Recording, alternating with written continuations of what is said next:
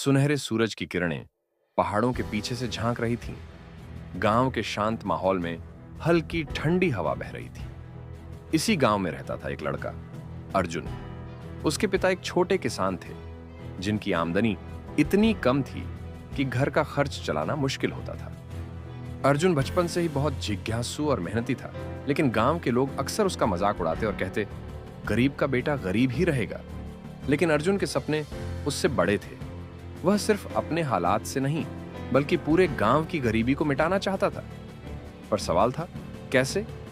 संघर्ष की शुरुआत अर्जुन ने ठान लिया कि वह पढ़ाई के साथ साथ कुछ ऐसा करेगा जिससे उसका परिवार और गांव तरक्की कर सके। दिन में स्कूल जाता और रात को गांव के पुराने ग्रंथों को पढ़ता, जो उसके दादाजी ने संजो कर रखे थे। एक दिन उसे एक पुरानी किताब मिली जिसमें प्राकृतिक संसाधनों से बिजली बनाने की विधि लिखी थी।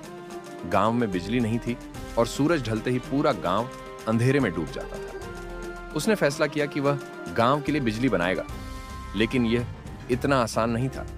उसके पास पैसे नहीं थे, संसाधन नहीं थे और गांव वालों का विश्वास भी नहीं था। सपने को साकार करने की कोशिश अर्जुन ने जंगल में जाकर बांस, लकड़ी और कुछ पुराने धातु के टुकड़े इकट्ठे किए। उसने एक छोटी पवन चक्की बनाने की कोशिश की, लेकिन पहली बार में वह असफल हो गया। गांव के लोग हंसने लगे। बिजली बनाना राजा महाराजाओं का काम है, तू क्यों अपना समय बर्बाद कर रहा है? पर अर्जुन रुका नहीं। उसने और किताबें पढ़ी, ज्यादा मेहनत की और अपने पिता से थोड़ा सा आर्थिक सहयोग लिया। उसने पुरानी साइकिल की चेन, एक लोहे की प्लेट और कुछ अन्य सामान इकट्ठा कर एक नई पवन चक्की तैयार की। इस बार जब हवा चली तो चक्की घूमने लगी और एक बल्ब जल उठा। गांव वालों की आंखें फटी की फटी रह गई। यह कैसे हो सकता है? वे चकित थे। गांव की रोशनी बनना अर्जुन की सफलता की खबर पूरे गांव में फैल गई। धीरे धीरे उसने और पवन चक्कियां बनाई और गांव के कुछ घरों तक बिजली पहुंचाई। अब रात में भी गांव रोशन रहने लगा। बच्चे पढ़ने लगे, किसान देर रात तक काम कर सके और गांव में एक नई ऊर्जा भर गई। लोगों ने अर्जुन को सम्मान देना शुरू किया।